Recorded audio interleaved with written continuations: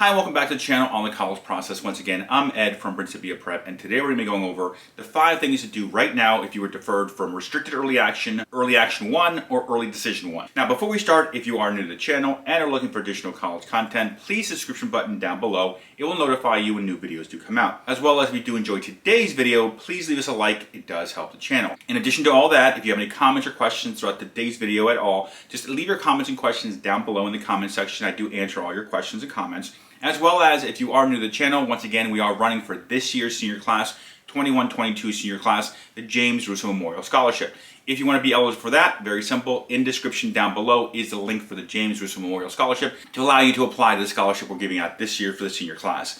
In addition to that, also in the description is organization's Venmo, as well as our buy us a coffee if you want to help support the channel, allowing us to keep making these videos on the college process for you guys out there. And all that being said, let's jump right into today's video. The 5 things to do right now if you were deferred from Restricted Early Action 1, or Early Decision 1. So obviously now that we're at the tail end of December, obviously many decisions have come out for Restricted Early Action 1, and Early Decision 1. And of course you had 3 different situations that happened. You had the students that obviously got in, they're celebrating and so on and so forth. They hit the computer refresh and they got in, or they got the big envelope. Then you have the students, unfortunately, that things didn't work out. You guys were denied the entry into that college you were looking to go into.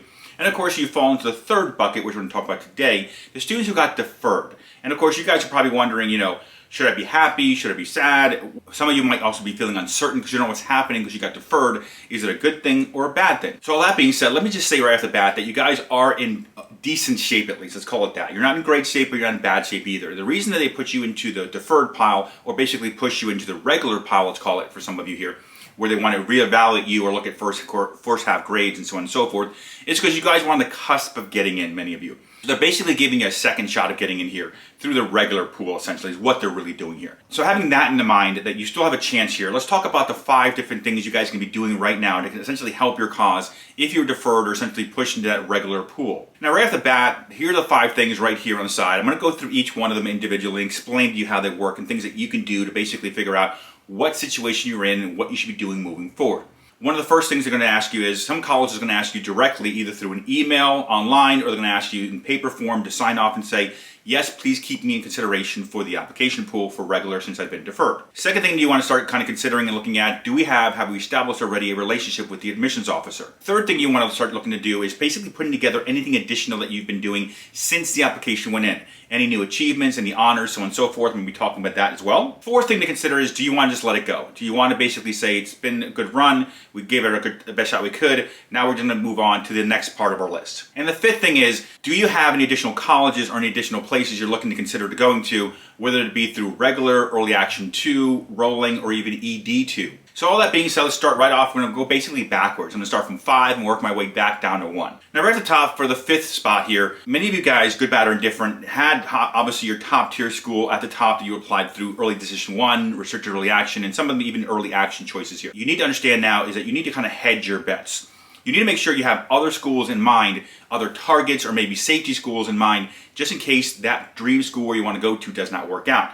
So one of the things I'd be doing right now, essentially it's called over the Christmas break, is putting together additional colleges you might be interested in applying to if you haven't applied to already. If you had applied to them already, one thing I would be doing is, if I haven't gotten the acceptances, I would consider adding maybe another safety school or 2, just to make sure to essentially, once again, hedge my bets because of the fact that this year is seeing record numbers across the board of applications going in. So a lot more people are applying, mostly because of the SAT, ACT optional situation has stayed in place here. Definitely be looking to add schools right now over the Christmas break, doing some research, going on the college search tools you might have at your school, either through Naviance or College Board or CAPAC or Niche.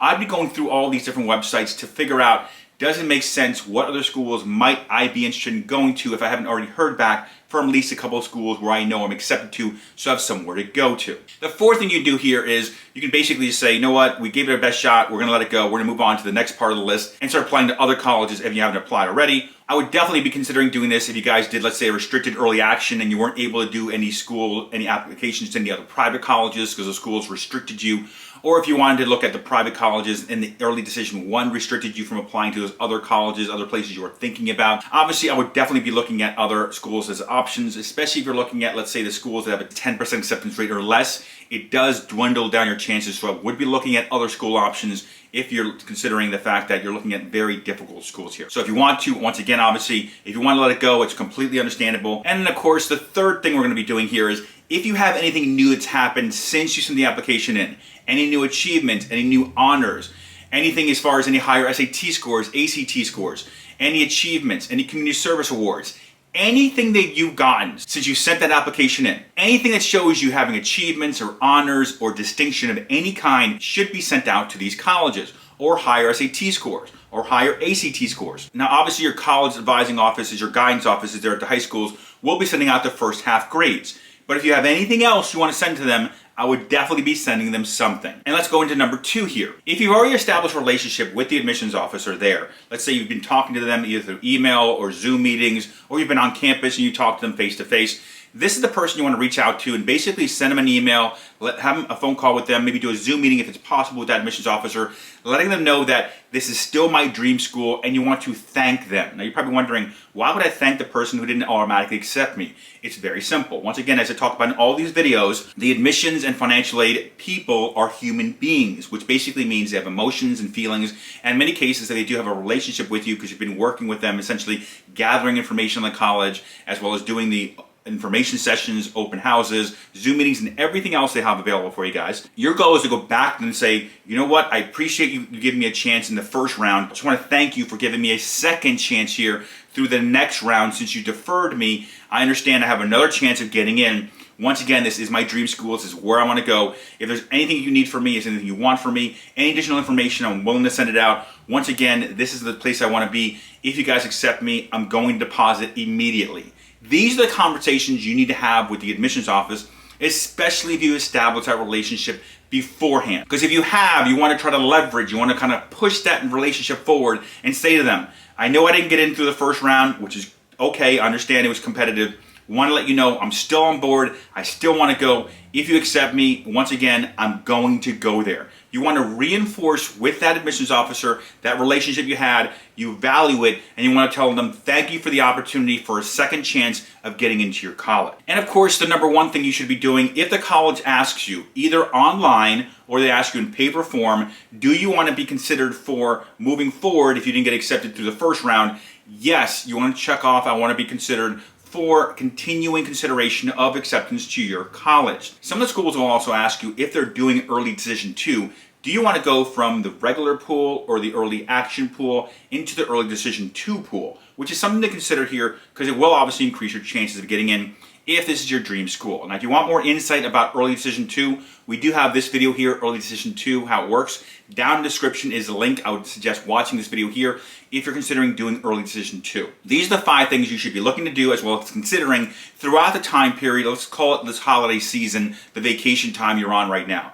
Now, obviously, I know being deferred sucks. You wanted to be accepted or you wanted to be at least told no in some cases so you can move on. But the reality is you still have a second shot here. So instead of wasting it, you should be doing everything you can. If it is your dream school, obviously if you want to move on, that's one thing, but if it is your dream school, I'd be looking to do as much as I can to try to enhance that chance of me getting accepted. I'm going to tell you right now, if you do nothing, I guarantee you there's going to be a bunch of other students in that same deferral pile. They will be doing anything they can to get in there. And if you're not showing that same effort, they're just going to say no to you. It's just the way it works, good, bad, or different. And all that being said, thank you for watching today's video. If you have any comments or questions, please leave them down below in the comment section. I do answer all your comments and questions you guys leave here. As well, if you do enjoy today's video, please leave us a like. It does help the channel.